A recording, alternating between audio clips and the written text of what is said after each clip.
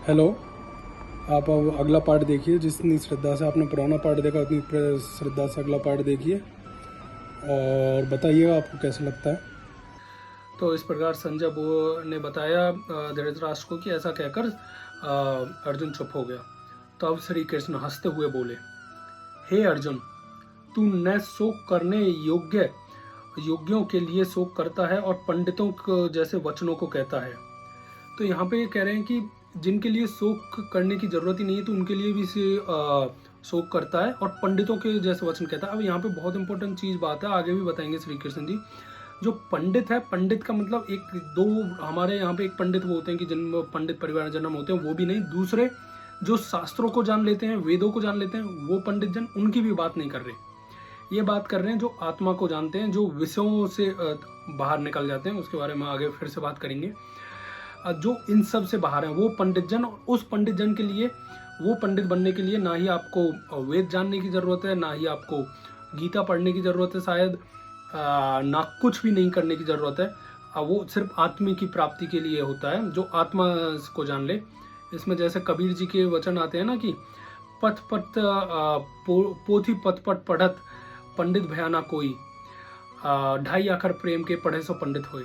तो उसमें भी जो कबीर जी कहते हैं कि पोथी पोथी पढ़ के, पोथी का मतलब होता है बहुत सारी किताबें पढ़ के भी पंडित कोई नहीं मिला मेरे को जगत में।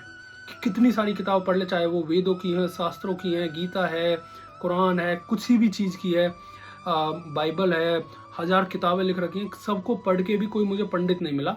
लेकिन जिसने ढाई आखर प्रेम के पढ़े, प्रेम में जैसे 2.5 आखर आते हैं हिंदी वर्णमाला में, तो जिसने 2.5 आखर प्रेम के पढ़े, उसको जिसने समझ लिया तो वो पंडित हो गया। तो उसी तरीके के पंडित की बात कर रहे हैं यहाँ पे श्री कृष्ण जी।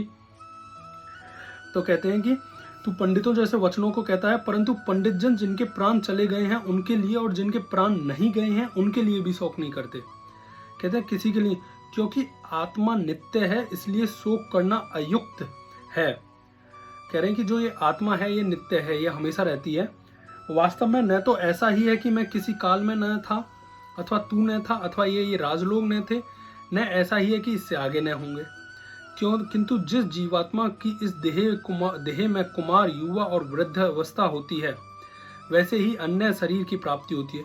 तो कह रहे हैं कि ये सब भी हैं, मैं भी पहले था, तू भी पहले था, ये सब अपने अपने में, जैसा हम कहते हैं कि हमारे मम्मी पापा हैं, भाई बहन हैं, चाचा दोस्त हैं, सब लोग हैं, ये पहले भी थे। पहले शायद हमारे चाचा नहीं थे, हमारे मम्मी पापा नहीं थे। जैसे कि कई बार हमको सुनने में आता है कि किसी को बच्चा कहता है कि मेरा परिवार तो वो था। तो कहते हैं कि ये सब, ये जीवात्मा इस देह के कुमार, युवा और वृद्धावस्था का मतलब होता है, कुमार का मतलब जब बच्चा छोटा होता है, युवा का मतलब जैसे हम लोग, और वृद्धावस्था जैसे हमारे मम्मी पापा, बूढ़े लोग। तो उन सब की जैसे जीवात्मा के ये देह की तरीका है। इसका एक बहुत अच्छा अगर जैसे समझना, तो जैसे कपड़ों का आगे उदाहरण देते हैं श्री कृष्ण। तो जैसे जब आप कपड़े नए लेते हो तो कुछ दिन नए कपड़े पहनते हो, उसके बाद वो अगर आप डेली पहनना चालू करोगे तो वो धीरे धीरे खत्म होने लगते हैं।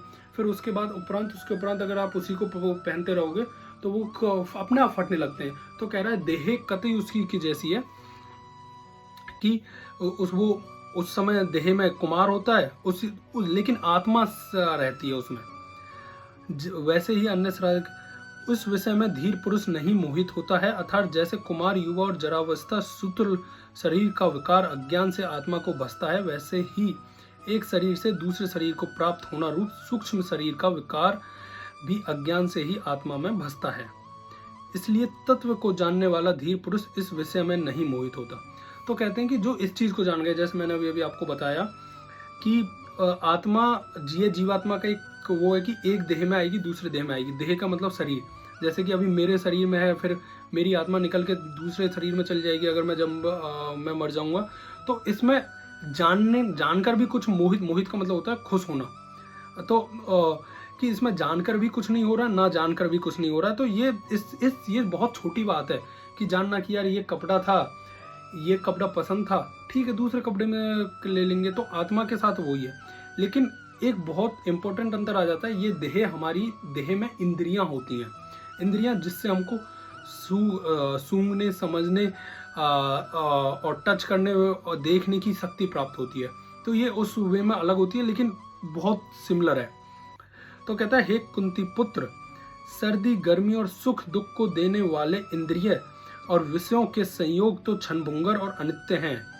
तो कहते हैं कि जो सर्दी गर्मी और सुख दुख को देने वाले इंद्रिय हैं, तो जैसे अगर मैं कहीं अभी जैसे मैं यहाँ पे पेरिस में बैठा हूँ, तो इस जगह पे आजकल टेम्परेचर चल रहा है 14-15 डिग्री और बरसात हो रही है जैसे अभी बाहर, लेकिन यहीं पे इंडिया में इस टाइम शायद 50-48 डिग्री चल रहा है। तो किसी को सर्दी हो रही है, किसी गर्मी। हमको ये सर्दी गर्मी का एहसास कैसे होता है? ये जो हमारी त्वचा है, तो ये इंद्रियों के होते हैं। ऐसे ही सुख दुख भी उसी के वाले देने वाले इंद्रिय हैं, जो विषयों के हैं।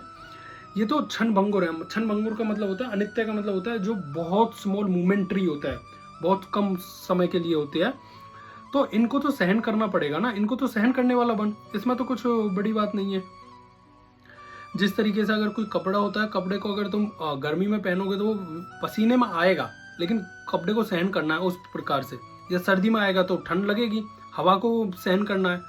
तो वो कह रहे हैं कि सहन करने वाला बन, क्योंकि हे पुरुष श्रेष्ठ, दुख सुख को समान समझने वाला जिस धीर पुरुष को ये इंद्रियां विषय व्याकुल नहीं कर सकते, वह मोक्ष के लिए योग्य हो जाता है। तो कहते हैं कि अब यहाँ पे श्री कृष्ण ने एक नया कंसेप्ट उठाया, मोक्ष। तो हम अपने हिंदू में बहुत ज़्यादा सुनते आते हैं कि मोक्ष को प्राप्त होना है, कि ये करना है वो करना है, कि हमारा अंतिम लक्ष्य मोक्ष को प्राप्त होना है। तो उसके बारे में कह रहे हैं कि अभी बहुत छोटा सा एग्जाम्पल दिया है कि जो सुख दुख का और इस सब में नहीं लाता, वो शायद मोक्ष के लिए योग्य होता है, मोक्ष को प्राप्त नहीं होता, योग्य बन जाता है शायद। तो अगर आपको ये सब गीता सुनना अच्छा लगता है, या आपको लगता है कि ये सही है, तो आप इसे अपने लिए सब्सक्राइब कर सकते हो। और मुझे किसी ने बताया कि लाइक एंड शेयर करने से क्या होता है, यूट्यूब का एल्गोरिथम काम करता है कि ज़्यादा से ज़्यादा लोगों तक पहुँचे और ये हो। और अगर आपको लगता है कि ये चीज़ें ज़्यादा लोगों तक पहुँच चाहिए, तो आप इसको लाइक और शेयर भी कर सकते हो। Although personally it's up to you, however you feel it. Thank you.